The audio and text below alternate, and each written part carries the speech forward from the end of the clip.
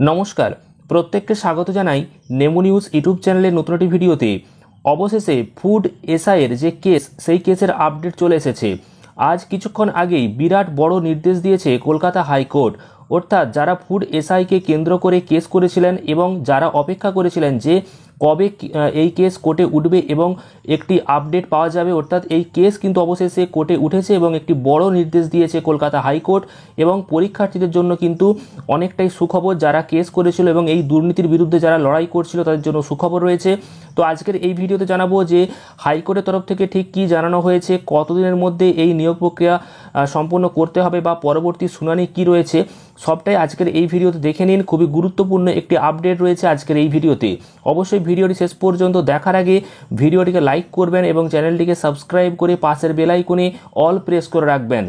আপনারা অনস্ক্রিন দেখতে পাচ্ছেন খাদ্য দপ্তরের এসআই অর্থাৎ ফুড এসআই যে নিয়োগ, সেই নিয়োগে যে ব্যাপক দুর্নীতি এবং বিরাট নির্দেশ দিল হাইকোর্ট মাথায় বাজ পরীক্ষার্থীদের। তো কি বলা হয়েছে দেখুন।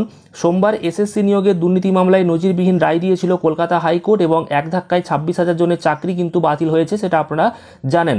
এবং সেই রায়ের রেস কাটতে না কাটতেই এবার খাদ্য দপ্তরের সাব ইন্সপেক্টর নিয়োগ অর্থাৎ ফুড এসআই নিয়ে বড় নির্দেশ দিল আদালত।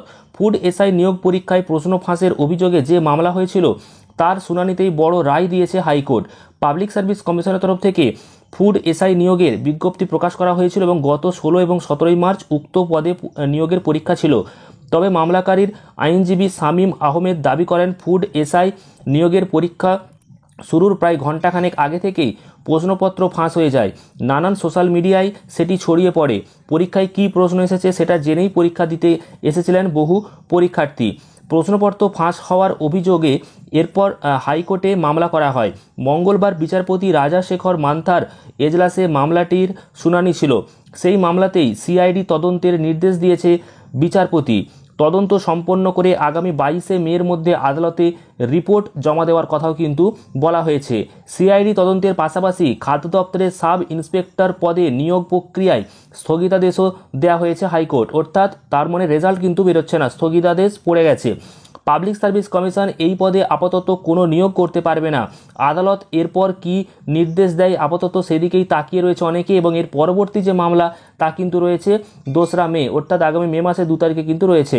জানা যাচ্ছে আজ রাজ্যের এডিজি সিআইডিকে জাস্টিস মান্থা নির্দেশ দেন যে ফুড এসআই নিয়োগ পরীক্ষার প্রশ্নপত্র ফাঁস হওয়া নিয়ে রাজ্যের যত জায়গায় যত এফআইআর হয়েছে সেই সবগুলিকে একত্রে নিয়ে তদন্ত করতে হবে এবং এরপর আগামী 22 মে তদন্ত শেষ করে হাইকোর্টে কিন্তু রিপোর্ট জমা দেওয়ার কথা বলা হয়েছে। অর্থাৎ 22 মের মধ্যে সমস্ত তদন্ত কমপ্লিট করে রিপোর্ট জমা দেওয়ার কথা বলা হয়েছে এবং এর যে পরবর্তী শুনানি তা কিন্তু হবে মে মাসের 2 তারিখে।